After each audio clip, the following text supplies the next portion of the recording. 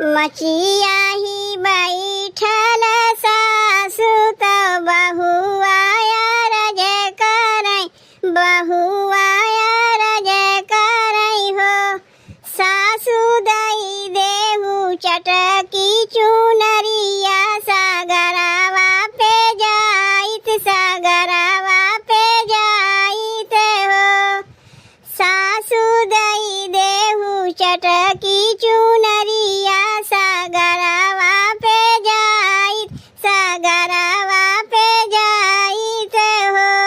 सासु तो बोलाहु न पाई, ननद हंसी बोलै, ननद हंसी बोलाई हो। भौजी तोहरे ना कानुई बिटियावा, तो के छठियैबू, तू के छठियैबू हो। भौजी तोहरे ना कानुई बिटियावा, तू के छठियैबू, तू के छठियैबू हो। सासु जो निकाली दुअरवा, ननद पीछावरवा, ननद पीछावरवा हो। सखिया हनीलीन बजरा के वरिया, भीतर छठ पूजै, भीतर छठ पूजई हो। सखिया हनीलीन बजरा के वरिया, भीतर छठ पूजै, भीतर छठ पूजई हो। अंगना में खोदली सागरवा, तो भिटावा बनाइन, भिटावा बनाइन हो। सखिया मटिया के बनाई पुतरवा, तो मुहावा धोआवै, काजरवा लगावई हो। सखिया मटिया के बनाई पुतरवा, तो मुहावा धोआवै, काजरवा लगावई हो। मुहावा धोवत के पुतरवा रे, सकरा सकरा करई, सकरा सकरा करई हो। सखिया अखिया में आजत काजरवा, गोहर मारी रोवई, गोहर मारी रोवई हो।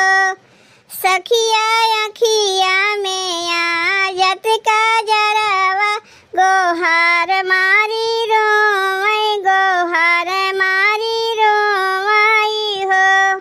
सासु जे दुआरे से आई, ननद सुनी धाई, ननद सुनी धाई हो।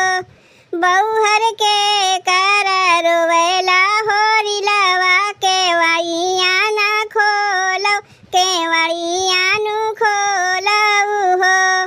बौहर के कर रोवेला होरिलवा, केवड़िया नु खोलो, केवड़िया नु खोलऊ हो। के हाथे खोलली केवड़िया, तो दूजे में होरिलवा, तो दूजे में होरिलवा हो।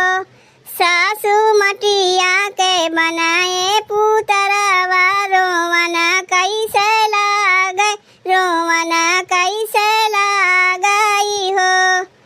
सासु मटिया के बनाए पुतरवा, रोवन कैसे लागै, रोवन कैसे लागई हो।